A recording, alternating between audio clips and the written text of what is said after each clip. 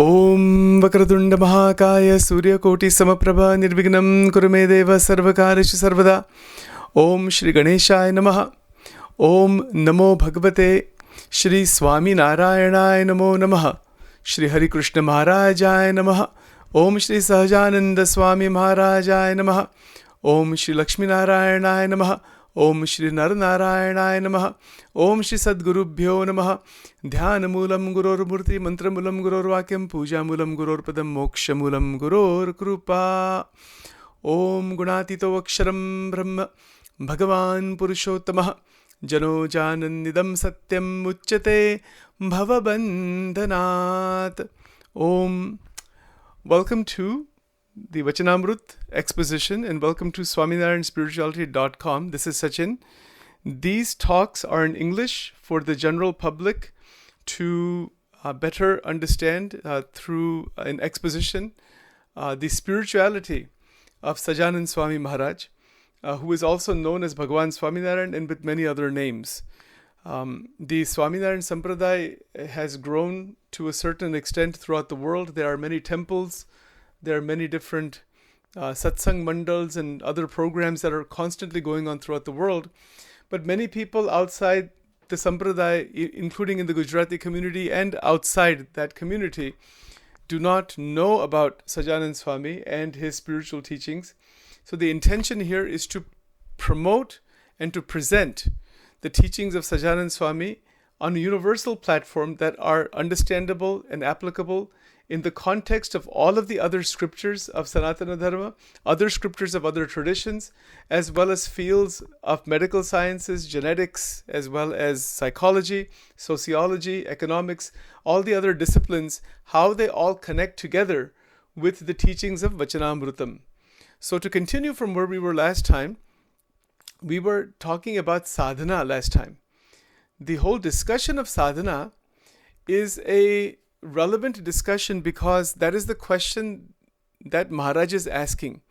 He's asking the question, out of all of the innumerable sadhanas, what is the most difficult of all sadhanas? Yes, the last time in the last talk, I mentioned to some extent about the difficulty. What is meant by that difficulty? The difficulty that comes in doing any sadhana. Difficulties are there. Many difficulties, obstacles do come in the life of a sadhak. The question is not about the list of difficulties. The question is, out of all of the difficult sadhanas, out of all of the sadhanas, what is the most difficult sadhana?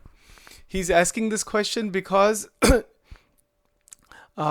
he is aiming towards giving an answer, is wanting to give an answer that is going to be the ultimate answer for the sadhaka. When somebody is a sadhak meaning a spiritual aspirant, there are efforts placed. There is time, effort, energy placed to try to realize God and to try to please God. That is the basic idea. So then we will continue now. We're going to the next line here. After asking this question, see, the question was, I'll speak in Gujarati, I'll translate everything into English. So, પછી શ્રીજી મહારાજે પ્રશ્ન પૂછ્યો છે, સર્વ સાધનમાં કયું સાધન કઠણ છે? Out of all of the sadhanas, what is the most difficult? The next line is as follows. It says, ત્યારે સર્વ બ્રહ્મચારી સાધુ તથા ગ્રહસ્થ તેમણે પોતાની સમજણ પ્રમાણે ઉત્તર કર્યો, પણ થયો નહીં. Meaning that those who were sitting in front of him, these are the sadhus, the brahmacharis, these are the householder devotees. They tried to answer this question in their way. Many people would answer. If we were asked this question, we would also answer it. Some people would say doing tremendous tapasya is difficult. Ashtang yoga is the most difficult. Somebody will say, no, bhakti is the most difficult. Or someone else might say, no, just following dharma and following like karma yoga is most difficult. Everyone would have they would have their own viewpoint on this. Right? So that's what happened. That there were all those people sitting in front of him and they tried to answer this question, but the question was not answered to the satisfaction of Maharaj. So then Maharaj goes further. Next line is, પછી શ્રીજી મહારાજ બોલ્યા છે, લ્યો અમે ઉત્તર કરીએ જે. Now, Shriji Maharaj is Sahajanand Swami. He is saying, now I'm going to answer this question. So he's the one who posed the question. He's the one who's going to answer the question. Right, so let's look at his answer and why, and then we were going to spend some time on this to really probe into this answer very carefully, and there will be many references that we will give that will try to really elucidate this question, this answer and the question further. So Maharaj's answer is as follows, and this is in bold statement over here. So the answer is like this: Bhagwan na swarupma manni akhand vritti rakhi tethi koi sadhan kathan nati. So the first line of this answer is this: Bhagwan na swarupma manni akhand vritti rakhi tethi koi sadhan kathan nati. Now we will break this up. The first word here is Bhagwan. See this word Bhagwan? Bhagwan means what? In the way the word Bhagwan is used is monotheistically, as I mentioned last time. One supreme being, that is God. That is Bhagwan.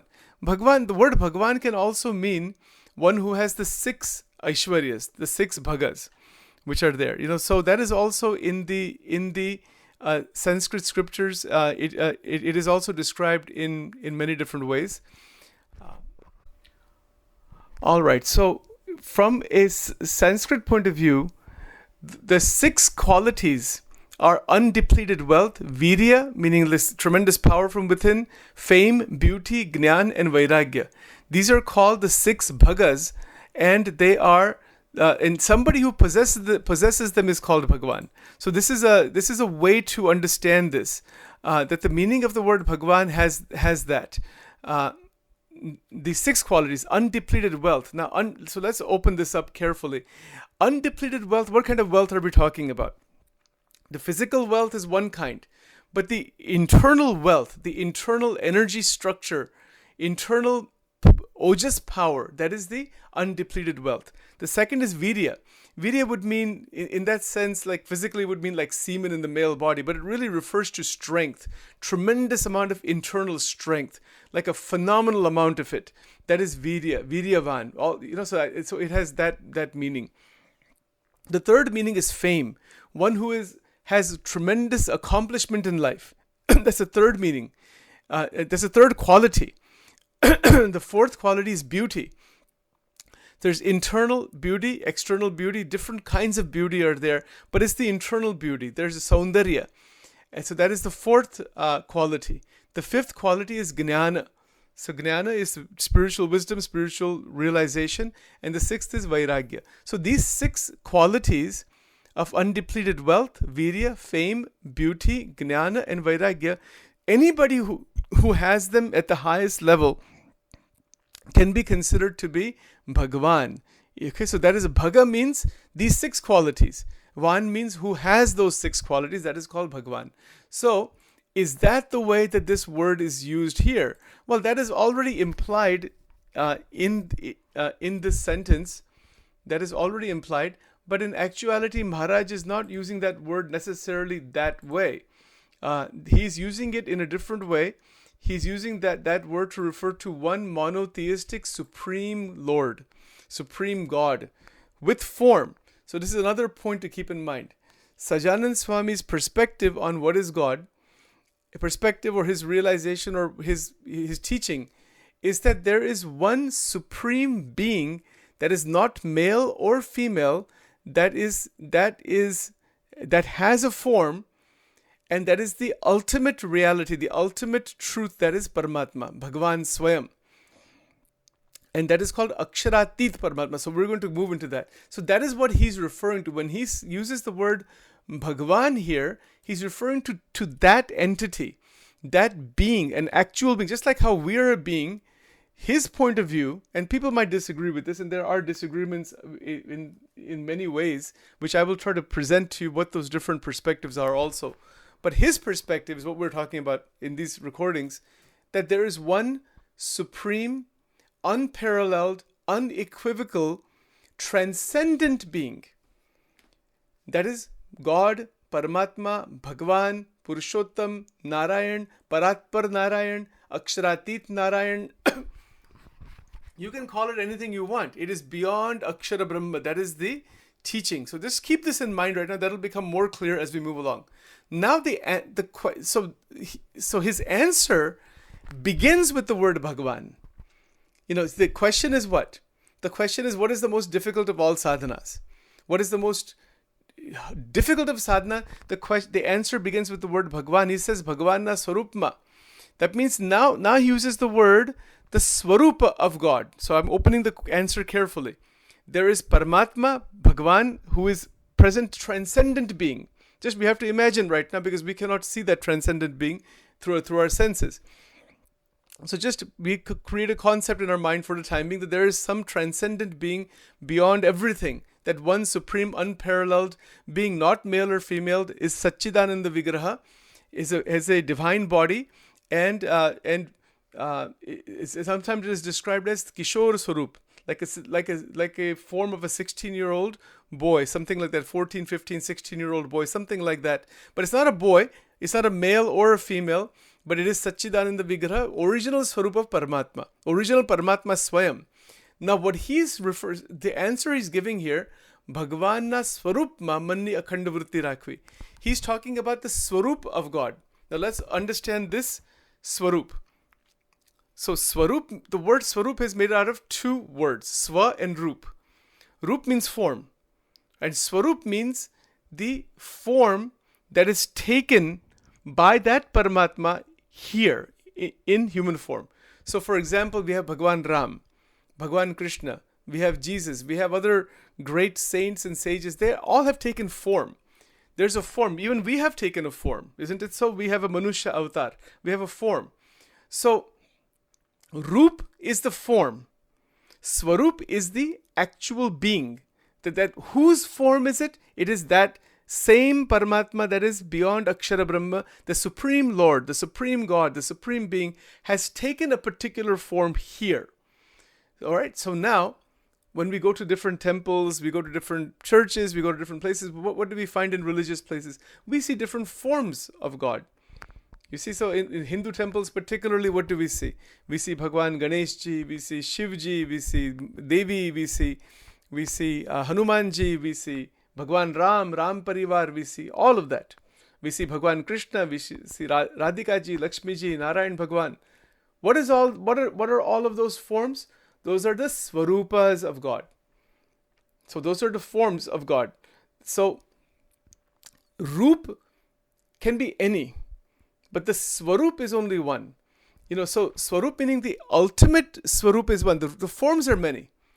So it's like one way to understand this is that Paramatma, the Mool Paramatma, the Supreme Being, what Maharaj is referring to, is only one. That same being, through its power, incarnates or sends incarnations or incarnates in different ways. So that is the Avataravad. So embedded in these first two words only is the notion that Paramatma takes avatar. Now let's go further. Paramatma can only take avatar into the Brahmanda or into the world if the world, meaning the universes, the world of Prakriti, is something that is dependent on Paramatma, but Paramatma or Bhagwan has not degraded into the world of Prakriti. So this is another key point to keep in mind. Maharaj's viewpoint is that same Paramatma takes a human form or some form here. That's what he's referring to here. So he says that when that same Paramatma is present here as that same being present here, or an enlightened sage who is holding that being within every pore, is called Bhagwana Akhanda Dharak Sant. This is in Gujarati. That's the state we can reach. So in Dharvu means to hold God. You see, human beings are holding what in their mind? They're holding all the worldly stuff. But to hold continuously the form of God within your every pore of your being, your body, your mind, your senses, that is called the Akhanda Dharak. That means continuous holding and abiding in God consciousness. All right. So the answer to this question is what? The answer is a psychological answer that the vritti of the mind, Bhagavana Sarupma Manni Akhanda Vritti Rakhi. That means that the mental vrittis of the Antakarana, Man Buddhi Chit Ahankar, the entire mental activity is continuously in connection with the Swarup of Bhagavan. So this point is clear. So there is a roop that is manifested here. Now there is a swarup. Like for example, Mirabai has akhanda vritti. Akhanda means unbroken vritti. I'm going to talk about that in a moment. Is connected with Sri Krishna Bhagavan without break. This is the point. So what is the most difficult sadhana? It is to first recognize that there is the form of Bhagavan. That's called Olkhan in Gujarati. So to recognize, oh, this is Paramatma. That with that recognition, that Swarupa is present, Bhagavan is present, and the Manuvritti, the internal mental mechanism, that is the Manovritti, is then connected, is joined to that Swarupa. So Bhagavan na Swarupa manni akhandavritti rakhi. Rakhi means to establish, to maintain. To maintain, to establish, to remain in that continuous connection with the Swarupa of Bhagavan. Maharaj is saying, Tethi koi sadhan kathan nati. There is no sadhan, there is no spiritual practice of any kind that is more difficult than that. Now, let's open this further. Why is he saying that? Because our mind is dispersed in Prakriti. It is dispersed in thousands of ways in the three gunas of Maya. It is dispersed endlessly in so many things that are pulling our mind, pulling our consciousness, our psychological consciousness again and again and again in so many different ways. Now here, akhanda vritti is what? Akhand means without break. See, how to establish this is going to come throughout the whole Vachanamrut. In one sense, the Vachanamrut, the remainder of the whole Vachanamrut, from this point on forward, after this line, after this first line, Bhagavana Sarupma Manni Akhanda Vritti Rakhi Tethi Koi Sadhan Kathan. After this line, all the way to the end of the 262 Vachanamrut or 273, it is all an exposition on how to do this. This one thing only. Right? Now, why Akhanda Vritti? Why this answer? See, what is implied in this is that the vritti is what we have to, what we are given. We have that. First of all, we have vritti. We must recognize this fact. Vritti means chitta vritti, meaning manovritti, thinking, emotion, feeling, all that. We have that. Now to connect with Bhagavan, that this vritti is to be connected. So for example, now let's look at some examples. A sadhaka like me, let's say, takes a japa mala, rosary bead, and takes a mantra. Take whichever good mantra the Guru has given. Right? Whichever mantra it is. And I start speaking the mantra. So mantra sadhana is one way to connect with Paramatma. So in Akhanda Vritti, seva, mantra sadhana, listening to the talks, listening to the sages' ideas, all of that, keeping the mind connected in divine contemplation, Shravan, Manan, Nididhasan, then also the yogic practices, even the breathing practices, the postures of the Ashtanga Yoga, all of this is all embedded in this one line. But it is embedded in connection. It is the establishment of connection with the Swarupa of God. It is a relationship establishment. This is one of the biggest points in Vachanamrut that comes again and again and again and again. It is not. Now, what is this answer not? This answer is not what is called Shushka Vedanta. Shushka Vedanta is that me and the Brahman are one, and I am the God only, there's no other God apart from me. And then at some point, who's bhakti to do? Who's seva to? I am everything. There are sannyasis in the Hindu tradition that are Shushka Vedanti. And Shushka Vedanti meaning what? They don't worship anybody. They don't consider anything beyond them. They have a great deal of vairagya, and they may have this sense of oneness with the Brahman, but they are absolutely against the worship of anyone. The bhakti, they don't like that word bhakti at all. There are groups of sannyasis of this type. They say that that's dualistic. So we don't want dualism. We want only to be in that state of oneness, that I am the everything, I am everything, soham, like this. That's it. There's nothing beyond me, nothing beyond me. So Shriji Maharaj has cautioned against that as Shushka Vedanta, because the reason behind it, and I want to point this out now, the reason behind that is that there are so many who have tried to do that, and they have gotten their individualized ego mixed up with this. Then they have degraded, and the ego is thinking it is the Brahman. Wrong. That is not the Brahman. No true Advaitic saint has even mentioned that. So what Sajanand Swami did, you will see this again in Vachanamrut. It will come again and again and again. And it will come in Shikshapatri also. That he combined these two ideas of Vedanta, Advait Vedanta and Bhakti. He pulled it together. So in the verse number 116 in Shikshapatri, Sajanand Swami took all of Advait Vedanta and pulled it together as Nijatmanam Brahmarupam Dehatraya Vilakshanam. So I am beyond the three bodies. And in that state that I and the Brahman are one. So that part is there. He has pulled that. He has taken that as the base. And along with that, he said, Bhakti Krishnasya Sarvada. Do bhakti in that Brahma Bhav. Now this is something very interesting. This is the basic teaching of Sajanand Swami.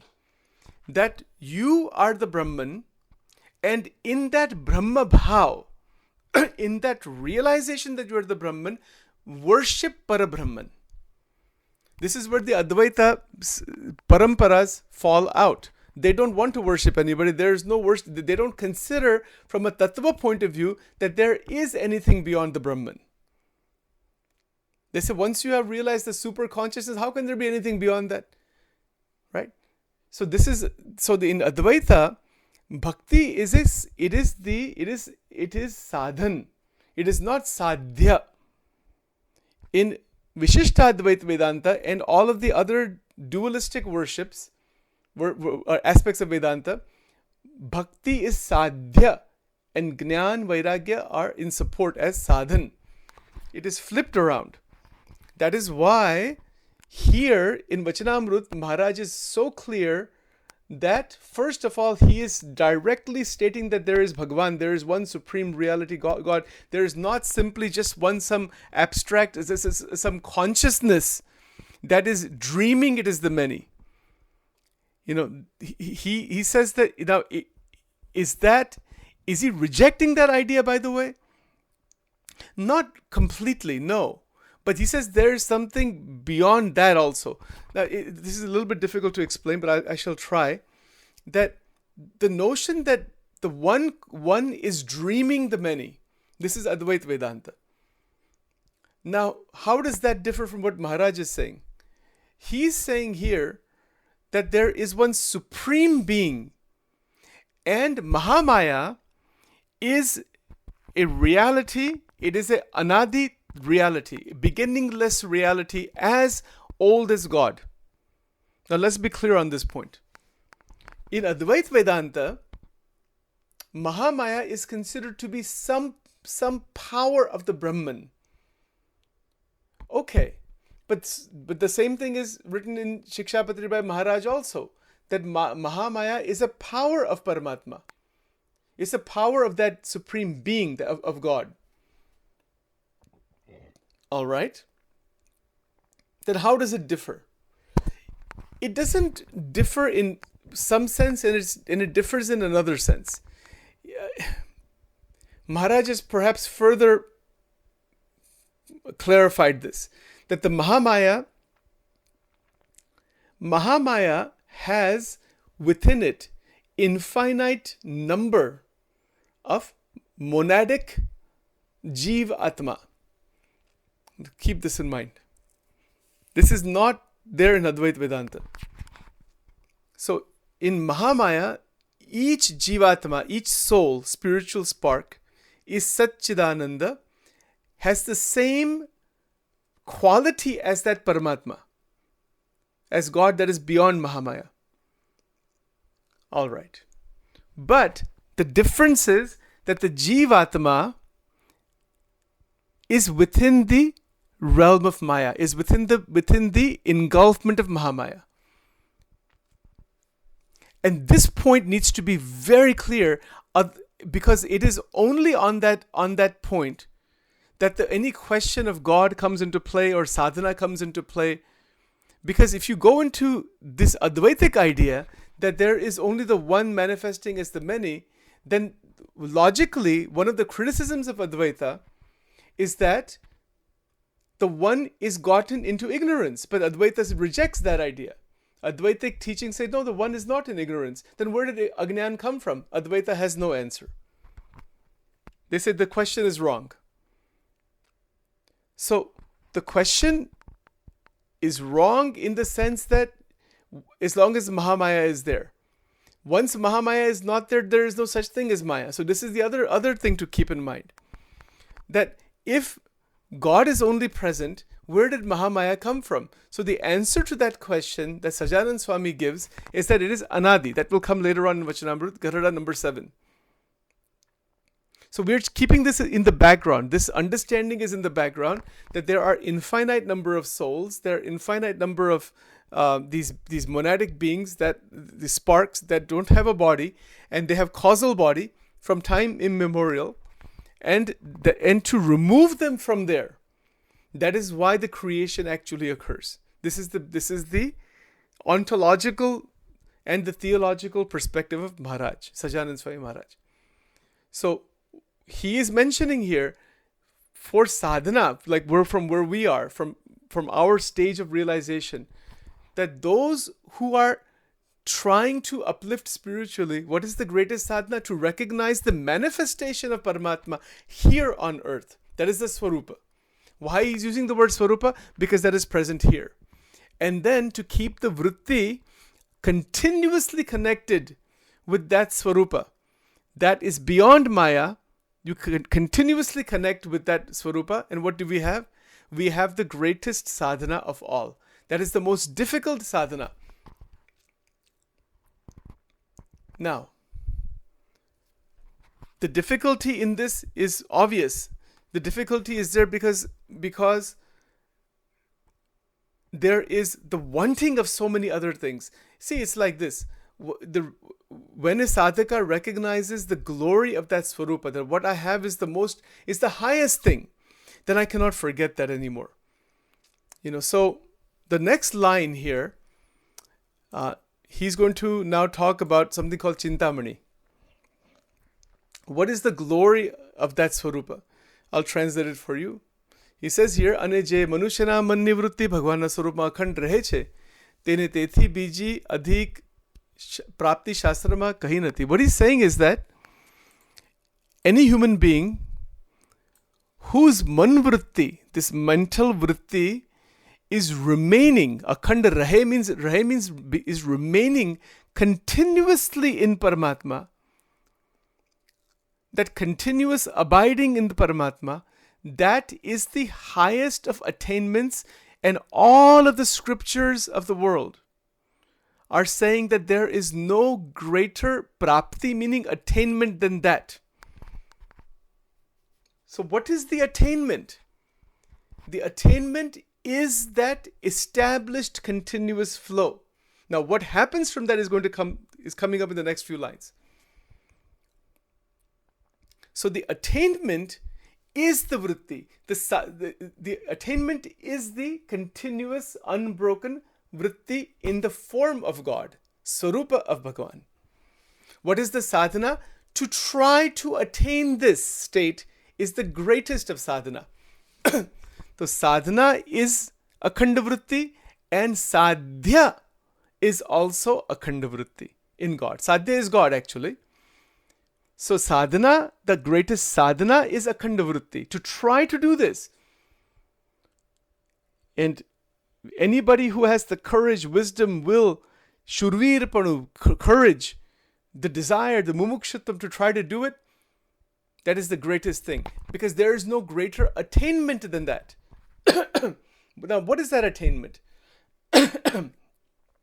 So what happens here, as the sadhaka is going further through bhajan, kirtan, manan, chintan, yog, pranayam, and all, the vrittis are remaining more and more in the form, they're connecting with Bhagwan, they're connecting, disconnecting, connecting, disconnecting. That is called sadhan dasha. So the connecting, disconnecting, connecting, disconnecting, this is called sadhan dasha. And this is where Guru and Satpurush are key. That the manifested Gurus, they're called ekantika sadhus.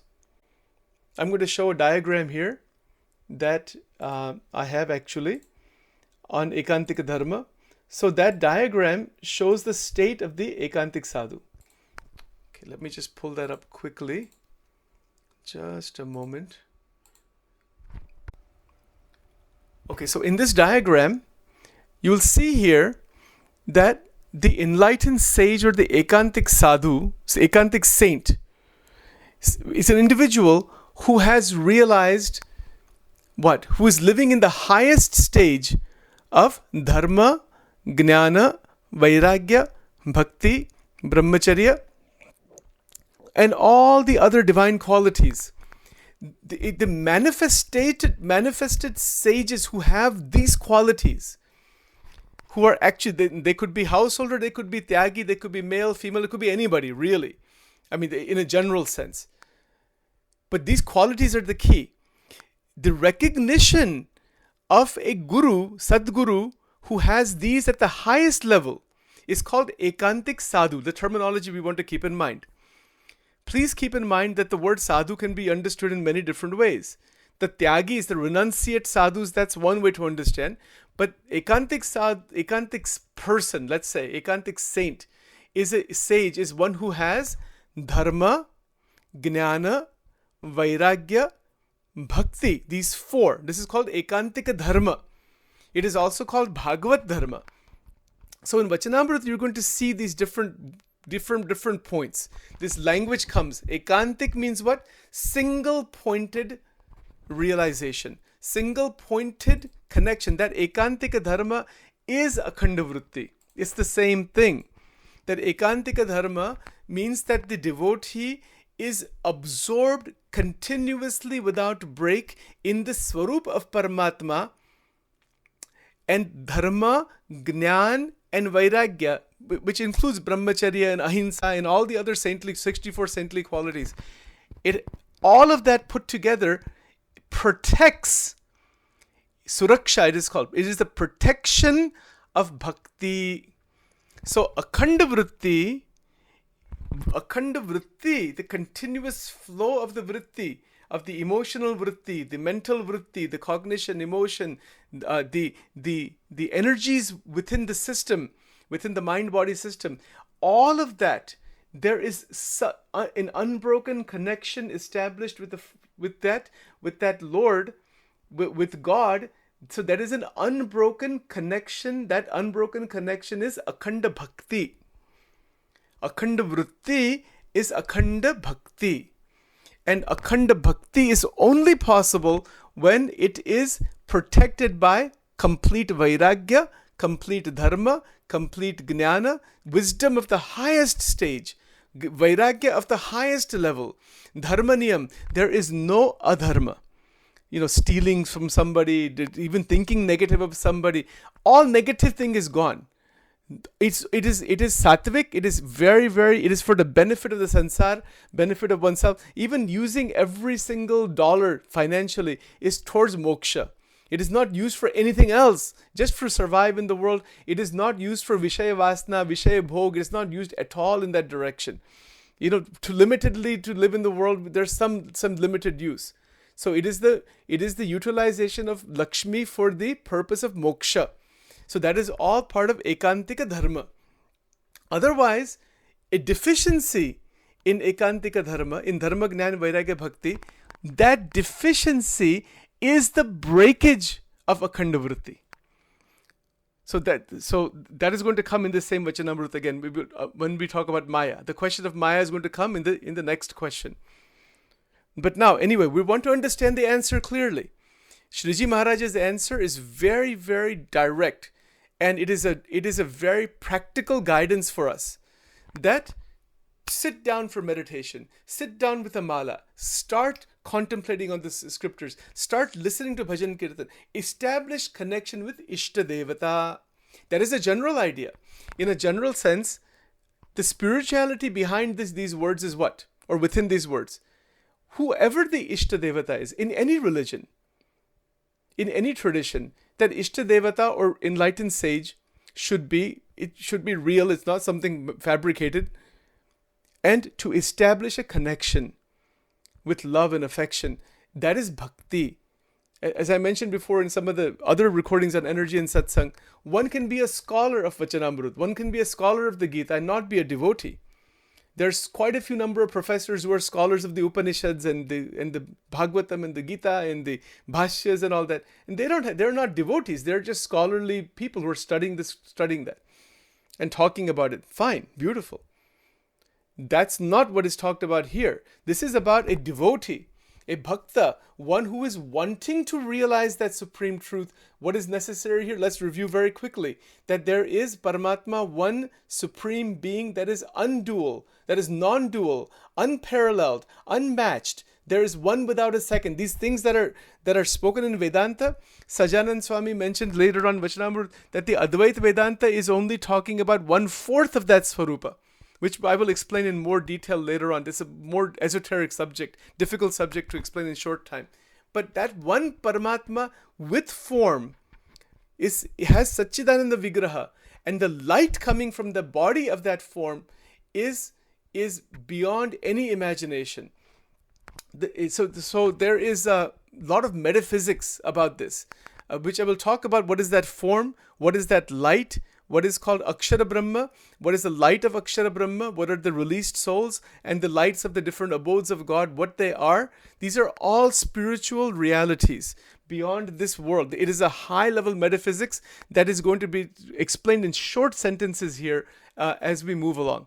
Right? So anyway, right now, because we want to go carefully, right now we're talking about Bhagavan, Paramatma, who is beyond our imagination, that comes here and manifests as avatar, as manifest in a particular form. And that is why he says Swarupa. And then to keep the vritti continuously connected, by keeping the vritti continuously connected, that attempt to connect again and again and again with that form of Paramatma, that is the highest of all sadhanas. And what is the attainment? The attainment is the establishment of that connection, just like pouring of oil from one container to the other, and that flow of oil, how it is unbroken between the two containers, right? It connects the two. It is called tel dhara. Tel dhara means, tel means the oil. Dhara means that dhar means that flow. And when you are pouring, you can see how it is unbroken. That is the goal of all spiritual sadhana.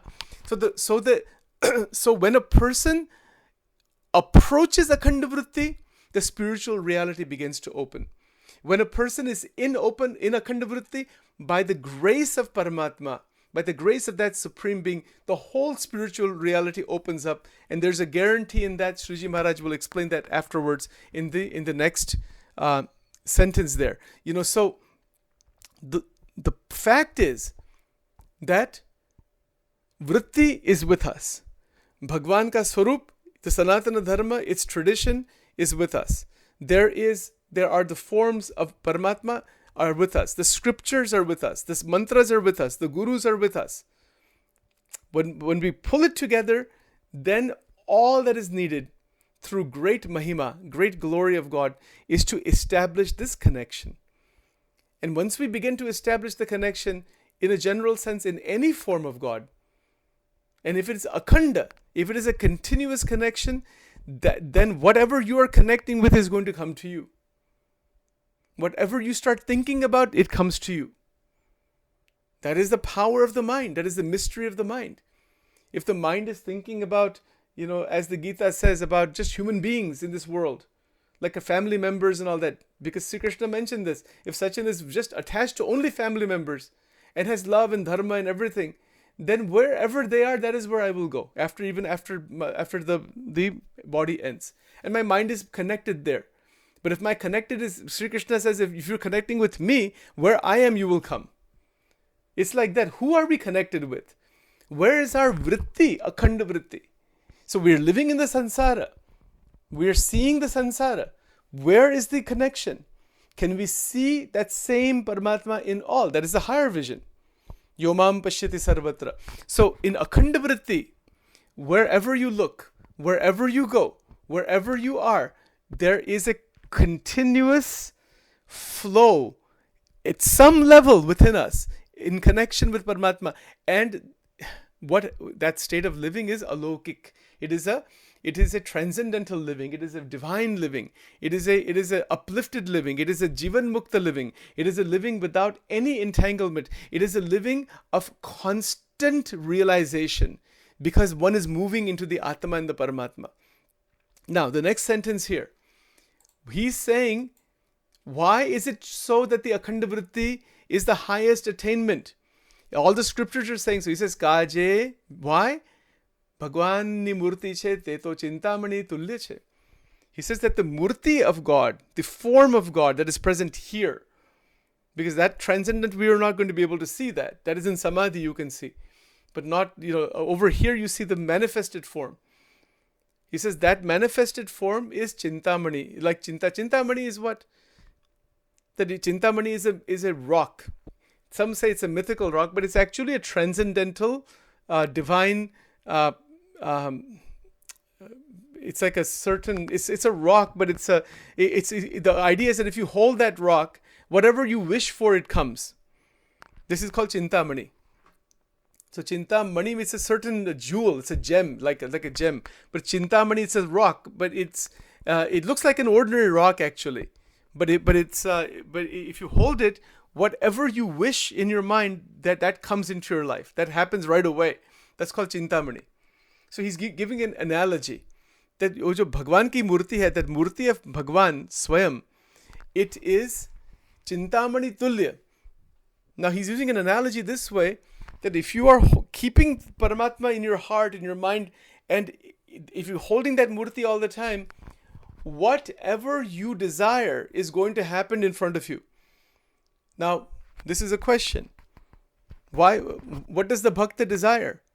So remember, bhaktas are of 4 different types. So there's artho, artharthi, jignasu, and gnani. So in the Bhagavad Gita, this is described in 4 different ways. So those who are wanting the progress in the material world, that's one type of devotee.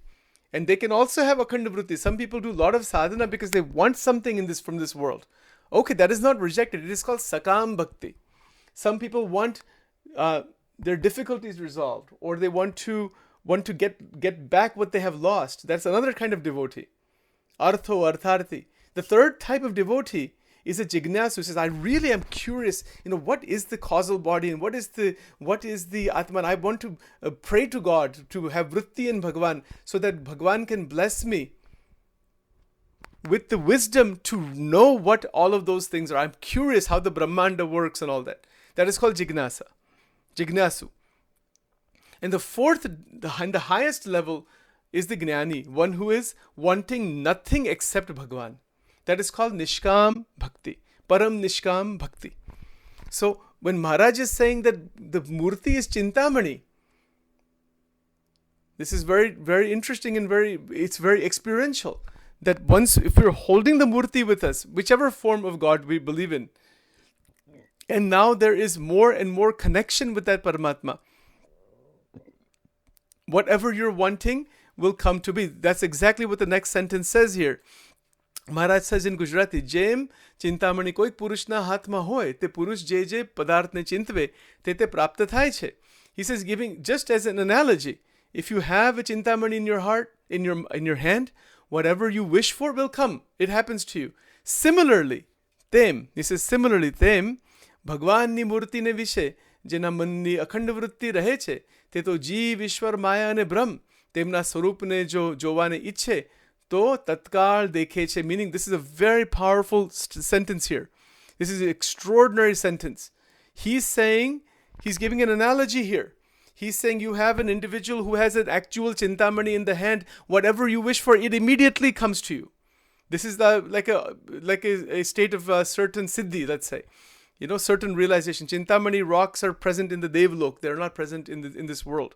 But if you have it here, that would happen. So he's saying similarly, the individual, he says, Tem Bhagwan ni murti ne vishe, jena manni akhand vritti rahe che. That means you have murti of Bhagwan, and with that murti, towards that murti of God, the vritti is continuous. Vritti is undisturbed, unhindered. Akhanda rahe che means, akhand meaning unbrokenly remaining in connection.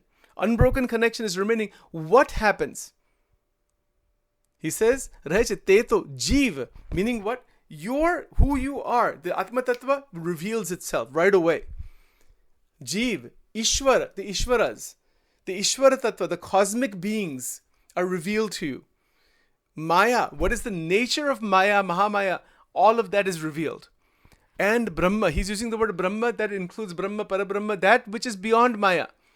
It comes to your realization. He said, Brahma temna swarupne jo jovane ichha. He says here that if such a devotee desires to see what is the Jivatma, what is the Atma Tattva, what is the Ishvara Tattva, Brahma, Vishnu, Shiva, Aniruddha, Pradyumna, Shankarshan, then the different forms of the Pradhan Purusha, all of those Ishwar Koti, it's called Kotan Koti Ishvara Tattva, Ishwar Koti, Mahamaya and Brahma. He says the devotee, sadhaka who has akhanda vritti, if that thought comes in that akhanda vritti, that I want to know what is Mahamaya, I want to know what is Jiva, I want to see what is Jiva, what is Ishvara, what is Brahma. Sajanand Swami is saying here, Temna Swarupne jo jovane ichhe. He says the devotee who wants to see the swarup of all of those metaphysical entities. He said, look at this sentence here, to tatkal dekhe che. Tatkal means immediately it comes to you.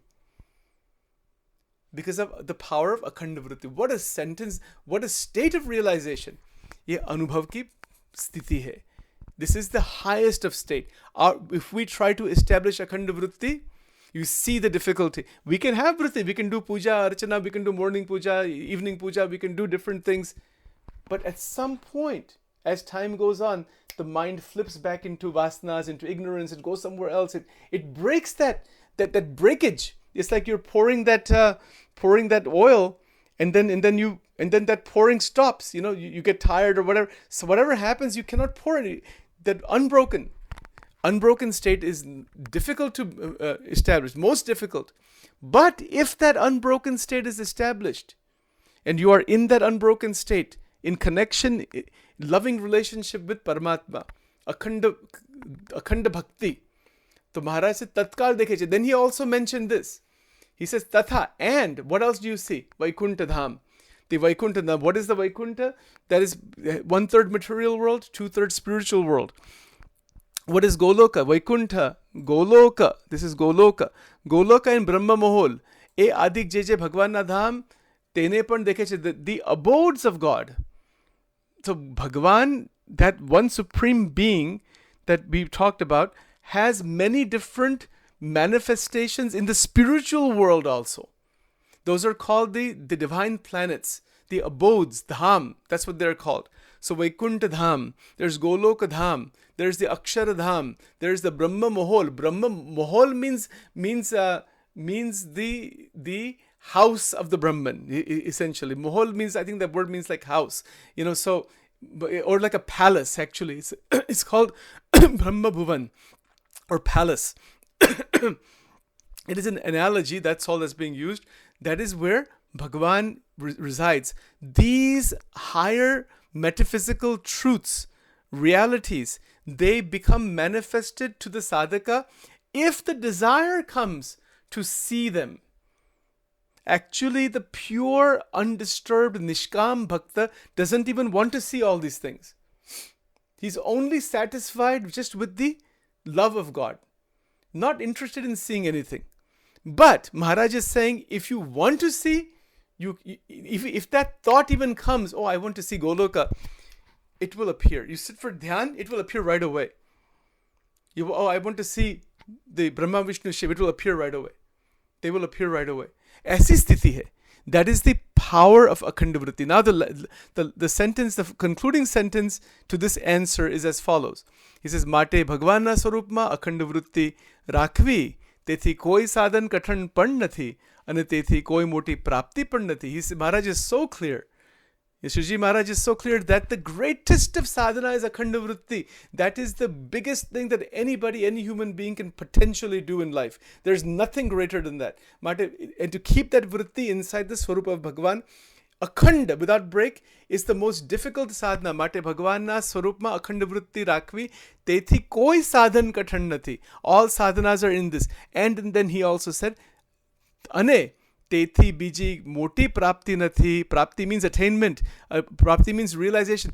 The realization is that vritti continuously. There is nothing beyond that. It is infinite consciousness. The Nirakara Brahma, Sakara Brahma, infinite universes, the whole cosmic and transcosmic reality, and Paramatma Swayam, everything opens for the devotee. Look at the power of this one paragraph. This one paragraph has infinite truth behind it, infinite power behind it, written in simple Gujarati language. Once we meditate on this, the guidance is given. Keep this connection with faith, with great devotion, and this is the sadhana. This is where all of our energies, they are never wasted. Our thoughts, our feelings, our emotions, our body, the body is utilized for this ultimate purpose, and it is not utilized in a wasted way for anything other than this. That is why these series of talks are at a little bit more profound level, and more at a further level for those who are trying to realize the ultimate truth, not simply we have some rituals and some beliefs and all those things. That's good. Initial stuff is okay. This is the ultimate. Maharaj starts with the ultimate and stays there all the way through. The remainder of the Vachanamrut are all about how to establish this and the realization. So we will stop here for today. We are at 52 minutes. Okay, thank you. Om.